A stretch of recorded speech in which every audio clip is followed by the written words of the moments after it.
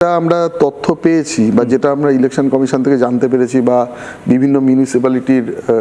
যেখানে রেজিস্ট্রেশনে নতুন birth certificate বা অন্যান্য সার্টিফিকেট ইস্যু করা হয়েছে, মানে ডমিসাইল সার্টিফিকেট বলুন, বা আপনি যদি ভেবে আরেকটা জিনিস দেখবেন যে এটার ক্ষেত্রে অনেক সময় পুলিশ ভেরিফিকেশনের দরকার হয়, যেটা রাজ্যের ক্ষেত্রে ইন্টেলিজেন্স ডিআইবি বা ধরুন কলকাতা পুলিশের ক্ষেত্রে এসবি, এরা এই ব্যাপারগুলো কিন্তু ইস্যু করে। তো আগে আপনি দেখুন, আমি এত বড় ব্রডার অ্যাসপেক্টে যাচ্ছি না, যে ধরুন ভোটার কার্ড, আধার কার্ড, প্যান কার্ড বা ধরুন পাসপোর্ট, এগুলোর ক্ষেত্রেও যে ধরনের আমাদের ইন্টেলিজেন্স রিপোর্ট দিয়ে বাইরের দেশের নাগরিকদের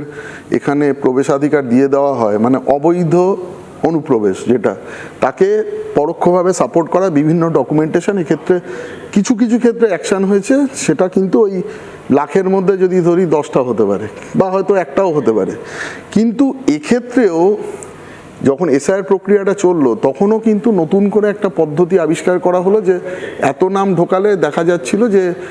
হয়তো শাসক দলের সেক্ষেত্রে একটা বড় সম্ভাবনা ছিল একটা মেজর ভোট ব্যাংক সেখান থেকে বেরিয়ে যাবে। তো সেই জায়গায় দাঁড়িয়ে সেটাকে ঠেকালে শাসক দলের একটা বিপর্যয় বড় ধরনের আসার ওরা সম্ভাবনা দেখেছিল। তো সেই জায়গাটাকে ঠেকানোর জন্য এই পুরো প্রসিডিওরটা করা। তাহলে এক্ষেত্রে মুখ্য সচিব থেকে আরম্ভ করে একদম লোকাল স্তরে বিডিও বা ওসি অবধি, যারা এই পুরো প্রক্রিয়াটা কন্ট্রোল করে, ওপর থেকে ইনস্ট্রাকশন আসে, নিচ অবধি